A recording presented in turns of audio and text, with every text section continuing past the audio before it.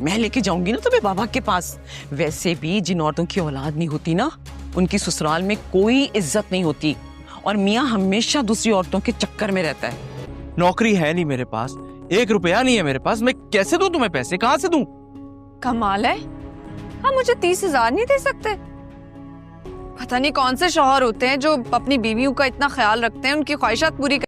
दोस्तों, drama serial ओ मेरी बहुएं जिसमें आप लोग देखने वाले हैं, ये ड्रामा बहुत ही इंटरेस्टिंग बन चुका है। दोस्तों, शाबीर और मानूर तो अब इस घर में आ चुके हैं, लेकिन मानूर किसी भी कीमत पर बाकी भाइयों को बर्दाश्त नहीं करेगी।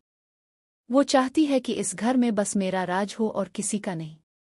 वहीं दूसरी तरफ दोस्तों, शाबीर को ये भी मजबूर करती है कि जितना जल्दी हो सके ईमान को तलाक दे दो ताकि मैं अपनी जिंदगी खुशी खुशी गुजारूं तुम्हारे साथ। दोस्तों, शाबीर कहेगा मैं अपने बच्चे को पहले हासिल करूंगा, उसके बाद ही ईमान को तलाक दूंगा। लेकिन दोस्तों, इसे पता नहीं है कि मानूर कभी भी जावियार को अपनाएगी नहीं। ये शाबीर जानता है, लेकिन इसके बावजूद भी अपने बच्चे को हासिल करने के लिए वो किसी भी हद तक जाएगा। लेकिन दोस्तों, ईमान ऐसा होने नहीं देगी। वो कोर्ट के थ्रू अपने बच्चे को हासिल करने की पूरी कोशिश करती है कि किसी तरह इसकी कस्टडी मुझे मिल जाए, और शाबीर तो आसी छीनना चाहता है। ऐसी औरत के हाथ जावियार को सौंपना चाहता है जो इसकी माँ बिल्कुल ही नहीं बनेगी।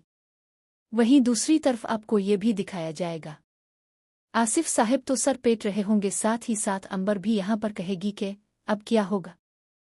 शाबीर आचाका है अपनी बीवी के साथ, अब ईमान का क्या होगा।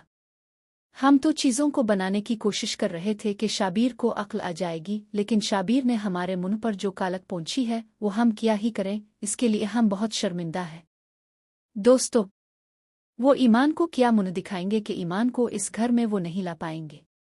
लेकिन यहाँ पर दोस्तों, ईमान खाले लेने से पहले ही शाबीर इसे तलाक दे देगा, क्योंकि मानूर के चक्कर में आकर वो कुछ भी कर सकता है।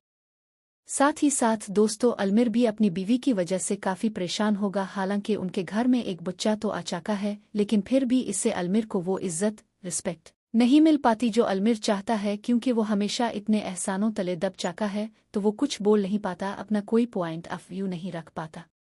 वहीं अगले ही सीन में आपको ये भी दिखाया जाएगा कि अलियान भी अपने जॉब की वजह से काफ़ी परेशान होगा।